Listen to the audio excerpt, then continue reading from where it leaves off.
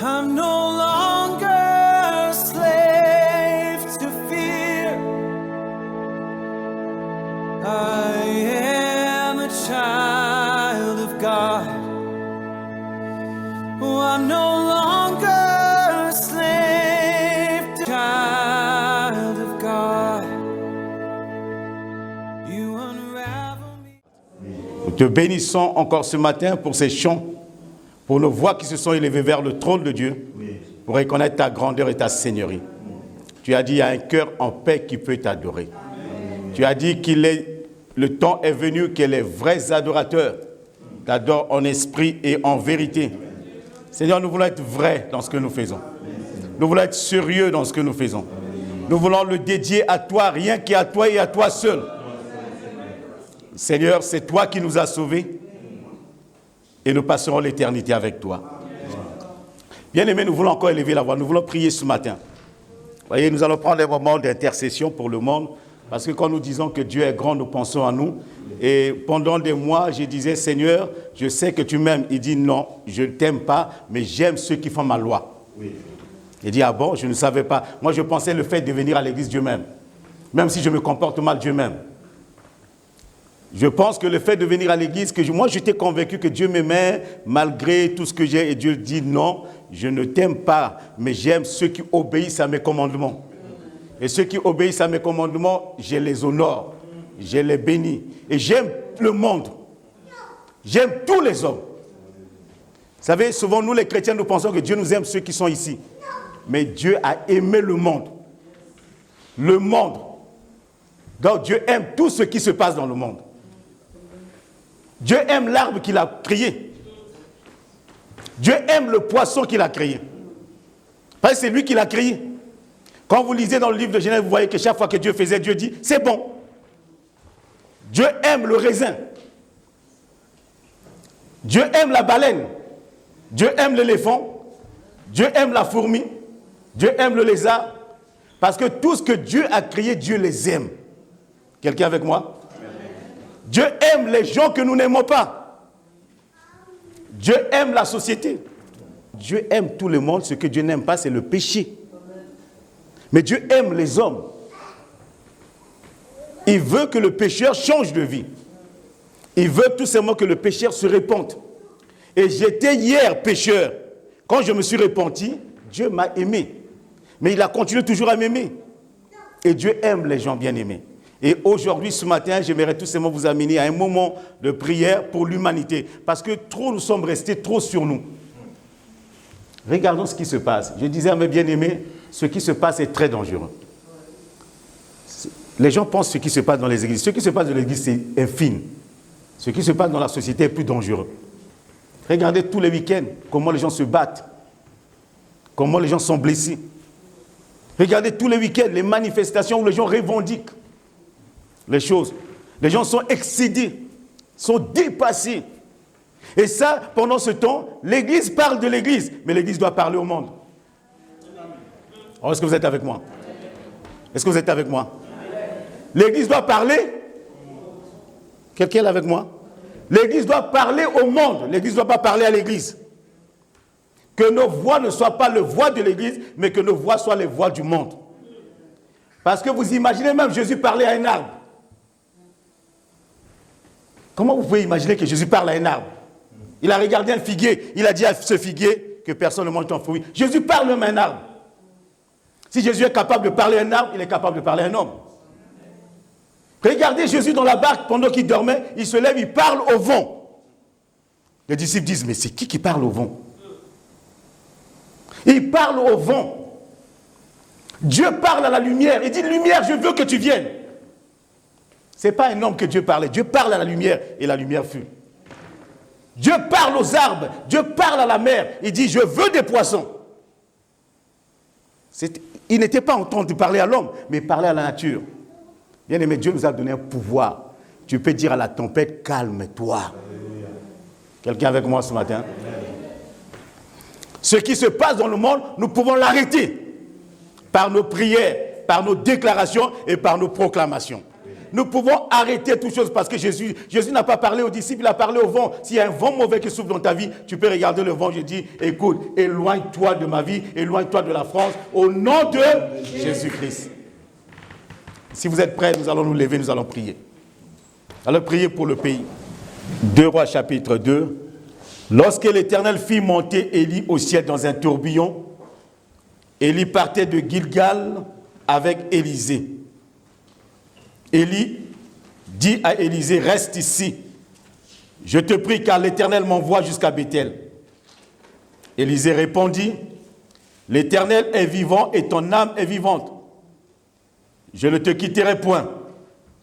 Et ils descendirent à Béthel. Les fils des prophètes qui étaient à Béthel sortirent vers Élisée et lui dirent, sais-tu que l'Éternel enlève aujourd'hui ton maître au-dessus de ta tête? Et il répondit, je le sais aussi, taisez-vous.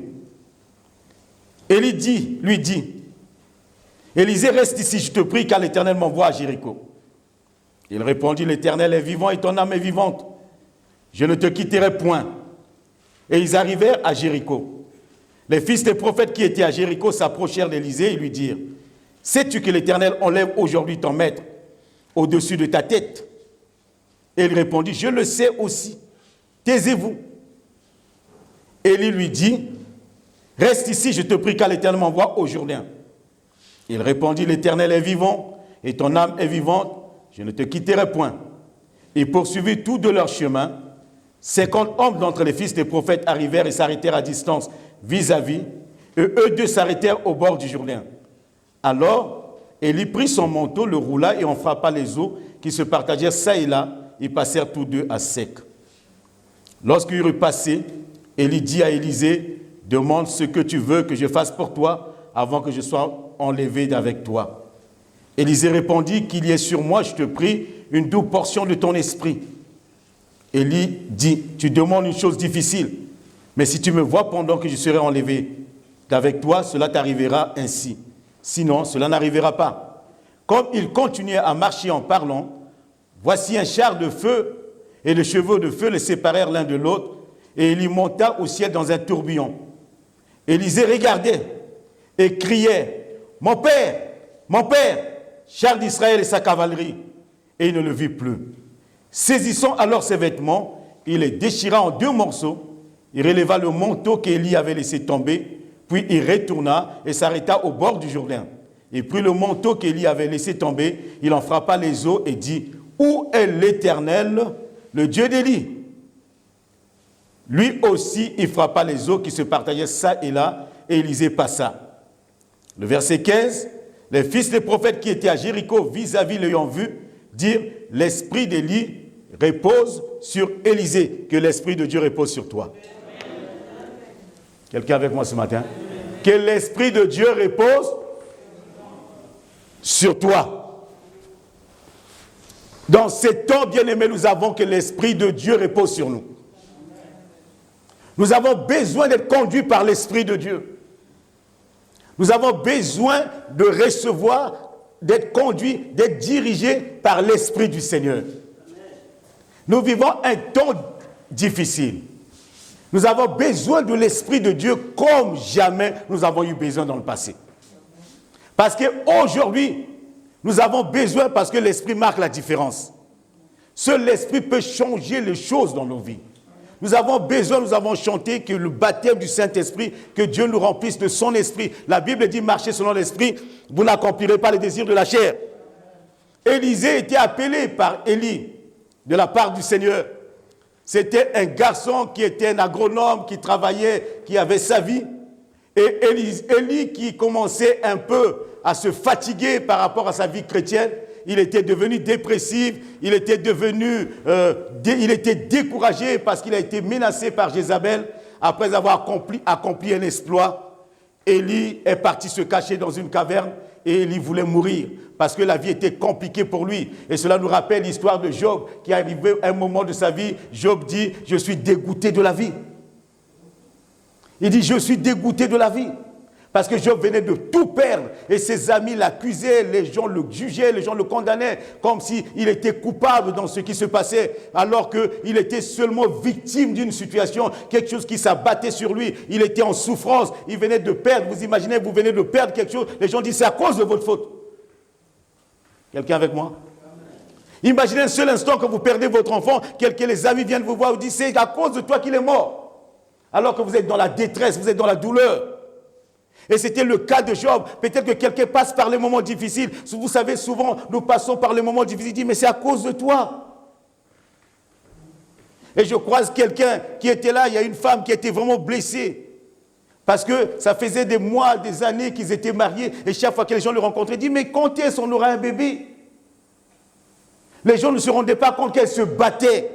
Ce n'était pas de sa faute. Est-ce que c'était sur le désir de son cœur? C'était d'avoir un enfant. Mais les gens ne le comprenaient pas. Les gens venaient lui dire, mais quand est-ce qu'on aura un bébé? Mais tu es stérile, qu'est-ce qui se passe? Quand est-ce que vous allez mettre ça en route? Et vous ne pouvez pas imaginer, bien aimé, quand vous parlez à des gens qui sont dans la détresse. Quelqu'un m'écoute ce matin? Mais ce que Dieu veut que nous puissions avoir, c'est de la compassion. Dieu veut que nous soyons compatissants. Dieu veut que nous puissions être amour. Dieu veut que nous puissions aimer les gens. Si vous ne comprenez pas une situation, ne donnez pas votre avis. Et Job était en souffrance. Et à un moment, il dit, je suis dégoûté de la vie. Et c'était le cas d'Élie, un homme de Dieu, celui qui a dit, l'Éternel devant lequel je me tiens, un homme qui a confronté les prophètes de Baal, un homme qui a fait tomber la pluie sur Israël pendant 3 ans et 6 mois. Il ne pleuvait pas. C'était un homme de Dieu, un homme fort, mais il a été menacé, il était découragé, déprimé. Et ce matin, j'aimerais encourager quelqu'un, ne sois pas découragé. Parce que le Seigneur a dit quelque chose cette année. Assieds-toi à ma droite jusqu'à ce que je fasse de tes ennemis ton marchepied. Et Dieu savait qu'il y avait des ennemis. L'année n'allait pas être simple. C'est plus tard que j'ai compris, au 12e mois, que je comprends que la vie n'était pas simple. Parce qu'au départ, au début de l'année, quand j'ai crié bonne année, où le Seigneur a dit, oui, c'est l'année de 20 sur 20, je me suis dit, waouh, on va avoir des choses extraordinaires, on va évoluer, on va avoir ceci, on va avoir cela. Mais je ne savais pas que Dieu nous notait 20 sur 20 après une épreuve. Est-ce que quelqu'un est avec moi? C'est après l'épreuve qu'on note les gens. Celui qui tiendra, parce que l'épreuve n'a pas été simple. L'épreuve n'a pas été simple, nous avons perdu des amis, nous avons perdu des pères, nous avons perdu des hommes de Dieu, nous avons perdu des gens dont la bataille, le combat était rude et le combat n'est pas terminé. Nous sommes aujourd'hui le 13 décembre, il reste encore 17 jours que nous devons tenir, peut-être 18 jours, qu'il faut tenir jusqu'à ce que nous passions la ligne d'arrivée. Le temps n'est pas à se distraire, le temps est à demeurer dans la présence de Dieu. Ça a été une année pas simple, une année compliquée, pas pour toi, pas pour quelques-uns, mais pour tout le monde, allant de l'Europe, en Amérique, en passant par l'Asie, par l'Afrique, par l'Océanie, le monde entier est à l'arrêt. Aucun programme n'a réussi cette année. Tout ce que les gens ont voulu faire, tout a échoué. Nous avons mis en place des séminaires, nous avons voulu faire les choses, mais qui ne marchent pas. Et aujourd'hui, c'est par vidéoconférence que nous parlons les uns avec les autres. Même le rêve que nous avons eu, nous ne l'avons pas réalisé. Et peut-être peu de gens ont accompli le désir de leur cœur. Et c'était comme ça pour Élie. Comme il n'arrivait pas à accomplir le désir de son cœur, il est devenu dépressif. Bien aimé, même si tu n'arrives pas cette année, prie l'Éternel. Les jours qui arrivent, c'est des jours meilleurs. Quelqu'un avec moi? Amen. Après la pluie, vient de beau temps, quelqu'un a dit. Après l'épreuve, toujours l'élévation. Ça n'a pas été simple. Et Élie, qui n'arrivait pas à réaliser son plan, qui n'arrivait pas à s'installer, à s'établir comme un vrai prophète en Israël, il a dit au Seigneur, oui, Seigneur, je suis resté tout seul. Dieu lui a dit, non, Élie, tu n'es pas tout seul. Il y a 7000 personnes qui n'ont pas fléchi les genoux devant Baal. Mais comme Élie ne les voyait pas, et vous savez, souvent dans la vie, quand on ne voit pas, je vous ai dit vendredi, ne regardez pas aux choses, regardez à Dieu. Si vous continuez à regarder les yeux fixés sur les choses, vous allez être dépressif. Mais regardez Dieu qui est au-dessus de toutes choses. Que vos yeux soient fixés sur Dieu. Que vos yeux soient fixés sur la croix. Beaucoup sont morts dans le désert. Regardez-moi bien aimé. Beaucoup sont tombés dans le désert parce qu'ils avaient les yeux sur les serpents qui les mordaient. Mais Dieu a dit à Moïse, dis à ce peuple de ne pas regarder à ce serpent qui mord, mais qui regarde le serpent que tu as attaché sur une perche. Et la Bible nous dit, toi qui regardez à ce serpent qui est attaché par Moïse, tous ces étaient guéris. Et que cette année, regardons à Christ, nous serons guéris. Regardons à Christ, nous serons sauvés. Regardons à Christ, nous retrouverons la joie de vivre. Quand nous regardons ce que Dieu fait, c'est extraordinaire. Et plusieurs fois, j'ai été déprimé, découragé. Pas déprimé, découragé. Mais chaque fois que je viens dans la maison de Dieu, il y a toujours un miracle qui s'opère. Il y a toujours quelque chose qui me surprend. Je dis, waouh, Seigneur, tu es extraordinaire. Seigneur, tu es magnifique. Et en arrivant ce matin, en te voyant, c'est un miracle ce matin. Et je veux acclamer le Seigneur avec toi ce matin. Parce que Dieu est grand, Dieu est puissant, Dieu est redoutable. Parce que Dieu est bon. Dieu ne change pas. Il est le même hier, aujourd'hui, éternellement. Il est au contrôle de toutes choses. Il est Seigneur au-dessus de tout. Personne ne peut le sonder ni le contrôler. Il est Dieu. Nous devons regarder à Dieu. Et Élie a baissé les yeux. Il ne regardait plus Dieu. Il a commencé à regarder les menaces de Jézabel. Il a commencé à regarder le Covid-19 ou la Covid-19. Moi, j'appellerais ça au masculin parce que j'aime bien le masculin. Et nous avons les yeux sur ces choses. Bien-aimé, ce matin, détourne tes yeux. Détourne tes yeux. Quand David est arrivé sur le champ, il y avait Goliath qui était en face de lui. Il est parti voir ses frères, il est parti leur expliquer, mais qu'est-ce qu'on va faire pour ce géant? Et parler avec eux, et les gens ont voulu le décourager. La Bible nous dit, David se détourna d'eux. Quelqu'un avec moi ce matin? David se détourne des rabat-joie. David se détourne des gens qui découragent les autres. David se détourne des gens qui sont négatifs. David se détourne des gens pessimistes. David se détourne des gens sceptiques. Il se tourne vers maintenant. Il dit, amenez-moi chez le roi. Et ce matin, bien-aimé, demandez que Jésus, je veux te voir. Oh, quelqu'un est avec moi ce matin.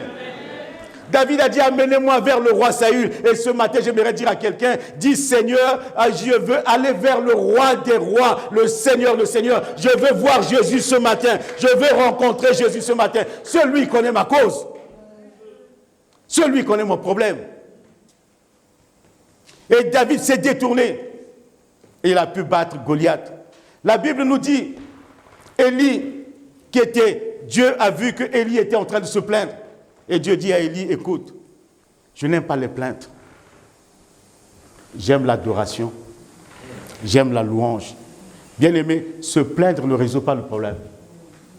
Quelqu'un avec moi? La force est dans la prière. Se plaindre ne résout aucun problème. Nous ne sommes pas dépendants de l'homme, mais nous sommes dépendants de l'Esprit de Dieu.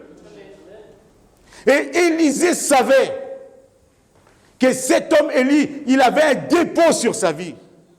Il avait quelque chose sur sa vie. Il avait un esprit qui lui a permis de vaincre les prophètes de Baal. Il y avait quelque chose qui reposait dans sa vie. Et quand il marchait avec lui, bien aimé, ils ont commencé à Gilgal. Mais quand ils arrivent à Jéricho, ils arrivent à Bethel, ils croisent les fils des prophètes. Et quand je parle des fils des prophètes, ce sont des apprentis. Ne reste pas un fils de prophète, deviens prophète de l'Éternel. Oh, quelqu'un avec moi? Les enfants pleurent trop. C'était des fils des prophètes. Mais je préfère ne pas être fils, mais je veux être un prophète de l'Éternel. Les fils des prophètes disent à Élisée, tu ne sais pas que Dieu va enlever ton maître au-dessus de la tête. Il dit, je le sais aussi, mais taisez-vous. Bien-aimé, j'aimerais dire quelque chose. Regarde-moi, écoute-moi. Ce qui a sauvé Élisée, c'était quoi? Ce qui va te sauver, avant de rencontrer les fils des prophètes, il a rencontré d'abord Élie. Est-ce que vous êtes avec moi? Si vous venez à l'église, au lieu d'abord de rencontrer Jésus, si vous ne l'avez pas rencontré, vous rencontrez les hommes, vous allez perdre la foi. Quelqu'un m'écoute? Est-ce que quelqu'un m'écoute? Beaucoup de gens perdent la foi parce qu'ils n'ont pas encore rencontré Jésus. Beaucoup de gens sont déprimés parce qu'ils n'ont pas rencontré Jésus. Beaucoup de gens sont déprimés, découragés, abandonnent parce qu'ils n'ont jamais rencontré Jésus. Parce que si tu rencontres Jésus, avant de rencontrer les hommes, tu tiendras dans la foi. Mais si tu n'as pas rencontré Jésus, que tu as rencontré les hommes, tu perdras ta foi. Nous ne venons pas à l'église pour rencontrer les hommes, mais nous venons d'abord rencontrer le Seigneur. Et quand tu rencontres le Seigneur dans ta vie, vous savez, Saul de Tarse était sur le chemin de Damas. Il se dirigeait vers Damas pour aller arrêter ceux qui priaient, ceux qui parlaient de Dieu, ceux qui priaient Dieu. Mais il avait les autorisations pour aller persécuter les chrétiens. Et sur le chemin, il voit une lumière, il tombe par terre. Le religieux, il tombe par terre. Et mais bien aimé, j'aimerais aussi dire quelque chose d'important. Dieu n'est pas religieux. Aucune religion ne peut se réclamer de Dieu. Parce que Dieu n'est pas religieux. Dieu n'est pas le père des religieux. Dieu n'a pas inventé la religion. Mais Dieu a créé l'homme à son image, à sa ressemblance.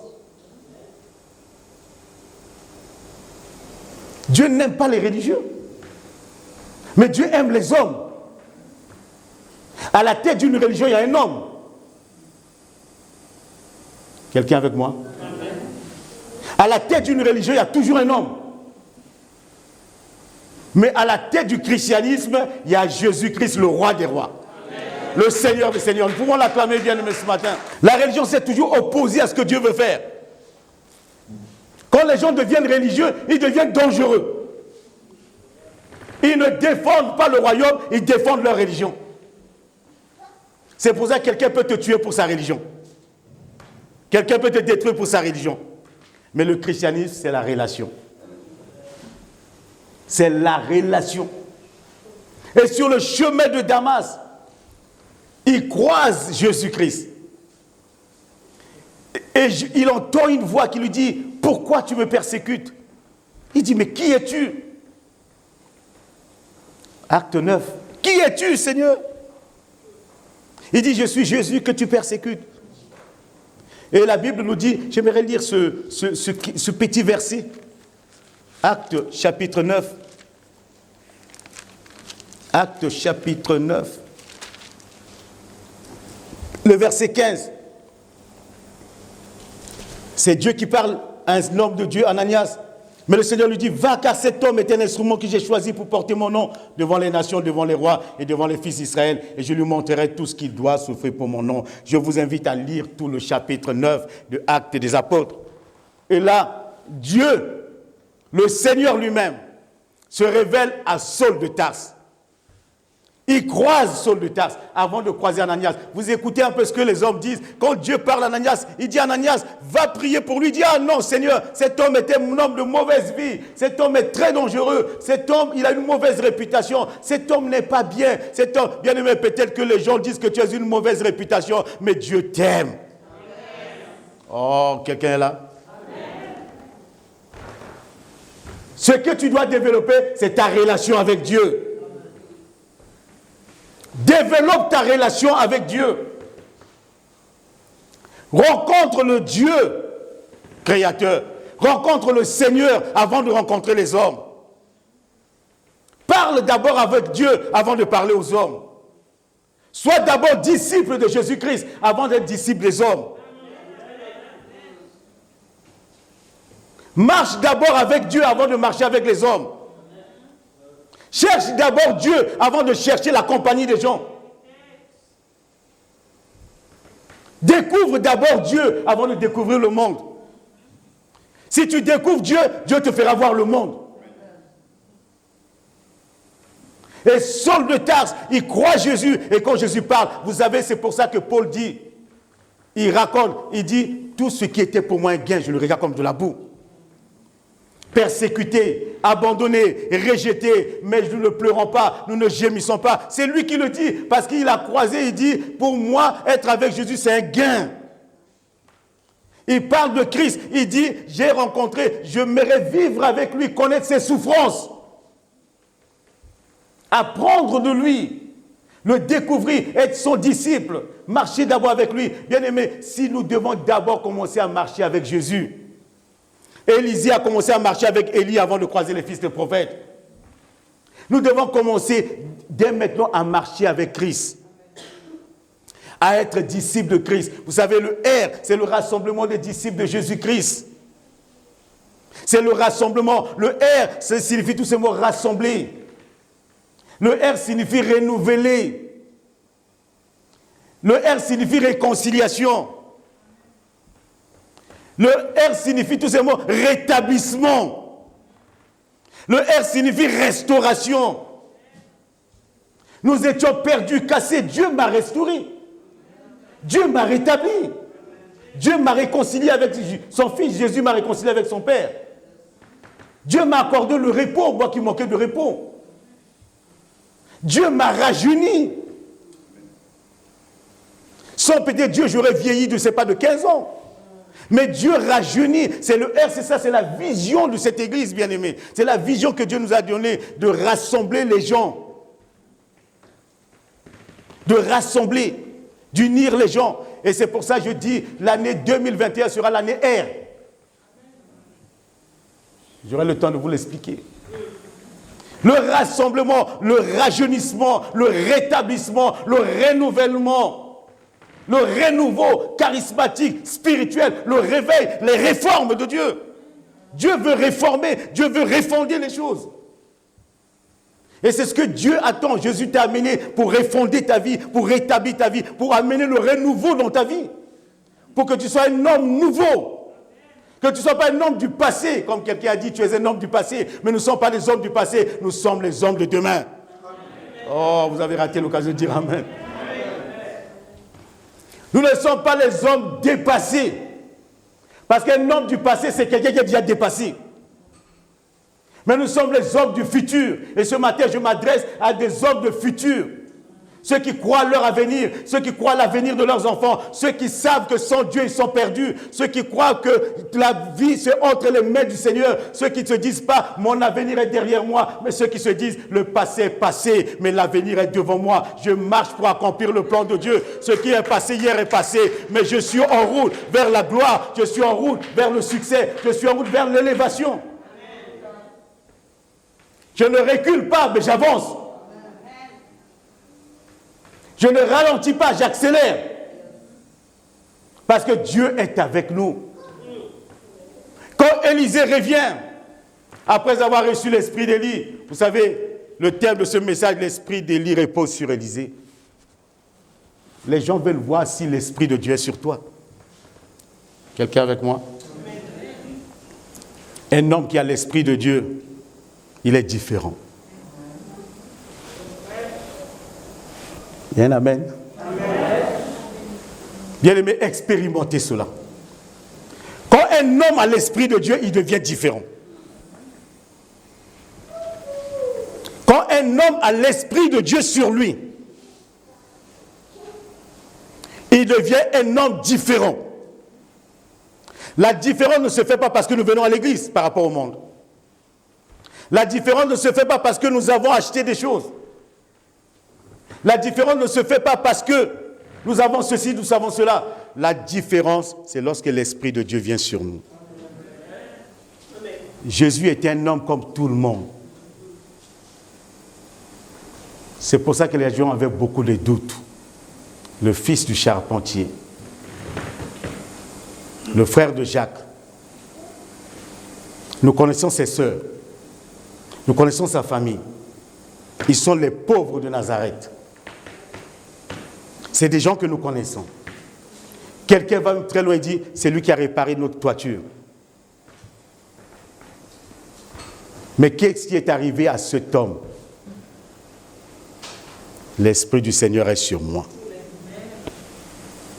Il t'a oint. Bien-aimé, quand tu as l'Esprit de Dieu, ce qui sortira de ta vie construira la vie des autres. Quand tu as l'Esprit de Dieu, tu auras le discernement entre le bien et le mal.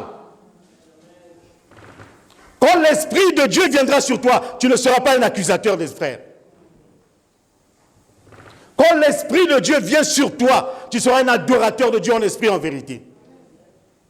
Quand l'Esprit de Dieu vient sur toi, ceux qui t'entourent, ils reconnaîtront qu'il y a eu un changement dans ta vie. Quand l'Esprit de Dieu vient sur toi, ça bouleverse ta façon de vivre. Quand l'Esprit de Dieu vient sur toi, ça bouscule tes habitudes.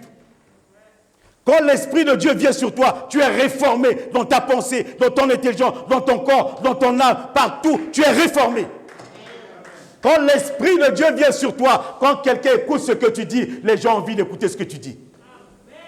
Quand l'Esprit de Dieu vient sur toi, tu deviens un bon mari pour ta femme. Quand l'Esprit de Dieu vient sur toi, tu deviens une femme de bénédiction pour ton mari.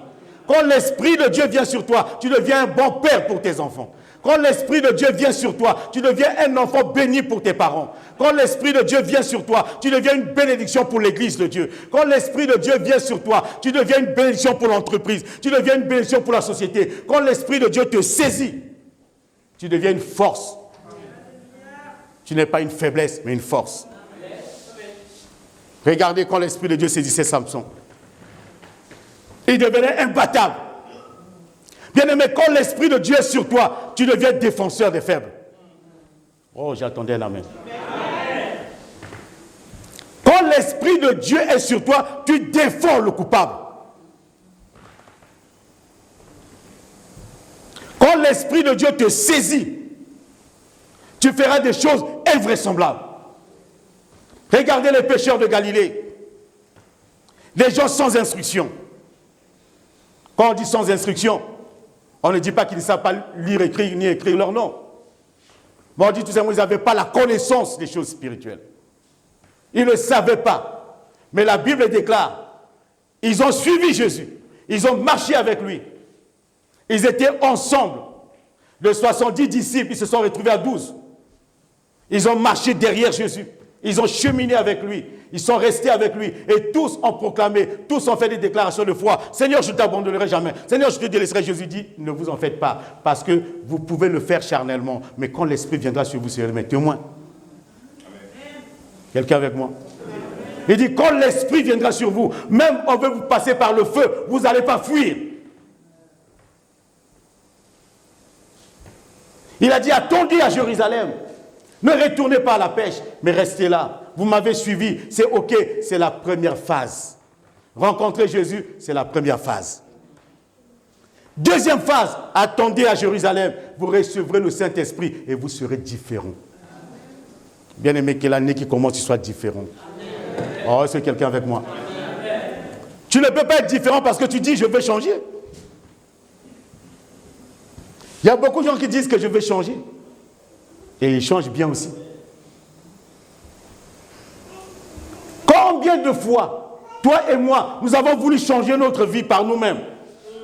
Combien de fois, toi et moi, nous avons dit, cette fois-ci, je dois changer mon langage? Combien de fois, toi et moi, nous avons dit, cette fois-ci, je vais changer mes habitudes? Combien de fois, toi et moi, nous avons dit, cette fois-ci, je vais changer de compagnie, je vais changer des amis? Combien de fois nous avons dit nous-mêmes, cette fois-ci, je vais changer le milieu? Mais souvent, on dit, c'est plus fort que moi. Pourquoi? Parce que ce n'est pas de la chair, mais c'est l'Esprit de Dieu. Que le Saint-Esprit te saisisse. En ce temps, c'est de s'asseoir pour dire, Seigneur, j'ai besoin de ton esprit. J'ai besoin de ton esprit pour parler comme toi. Le Saint-Esprit rend sage. Le Saint-Esprit rend intelligent. Le Saint-Esprit ne nous fera jamais faire n'importe quoi. Le Saint-Esprit poursuit les buts de Dieu. Le Saint-Esprit nous conduit dans les voies de Dieu. Et Élisée avait besoin de l'Esprit de Dieu pour accomplir la mission. Bien aimé, peut-être que nous parlons du ministère. Élisée n'avait pas un ministère dans l'Église, il avait un ministère dans la société. Et aujourd'hui, regardez-moi, je termine, beaucoup de gens sont remplis du Saint-Esprit dans l'Église et ils moquent de l'Esprit dehors. Beaucoup de gens sont remplis de Dieu, parlent en langue dans l'Église, mais dehors ils sont faibles.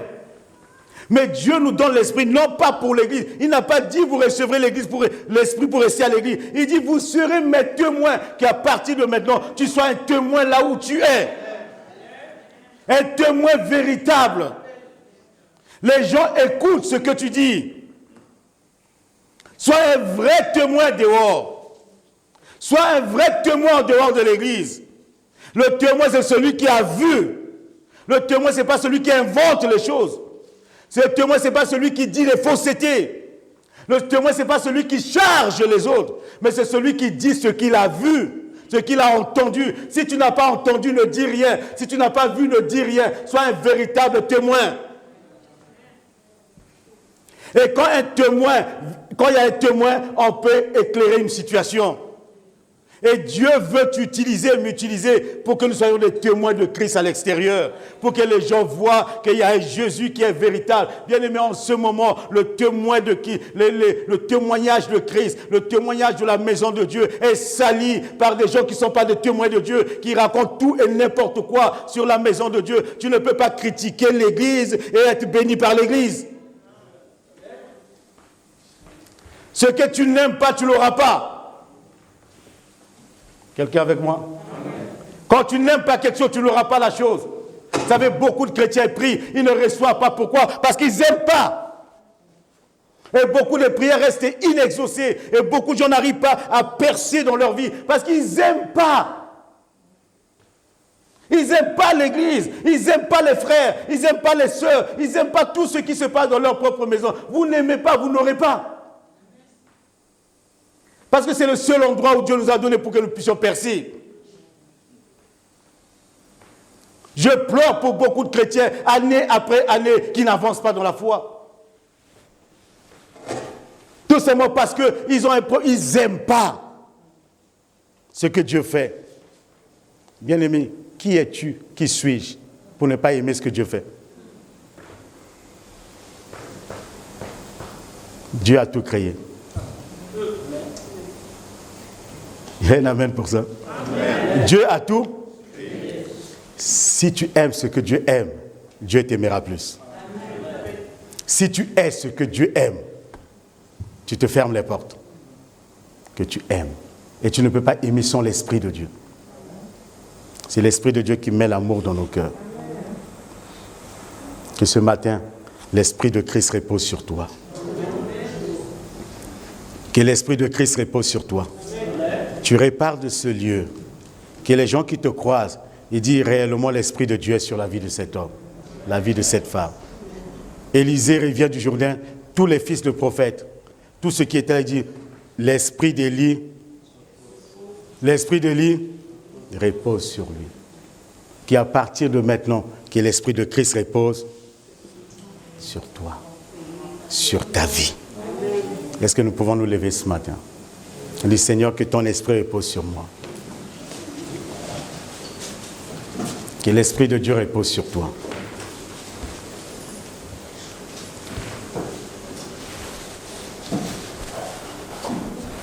Fermons un peu nos yeux, bien-aimés. Que ça soit une année de renouvellement pour toi. Ne te bats pas. Ce n'est pas toi qui conduis ta vie. Ne te bats pas, ce n'est pas toi qui dirige les choses. Laisse le Saint-Esprit te conduire. Vous savez, quand vous êtes conduit par le Saint-Esprit, vous êtes en quelque sorte téléguidé par l'Esprit. L'Esprit vous pousse comme sur les roulettes. Quand vous voulez faire des efforts, vous allez bloquer vous-même.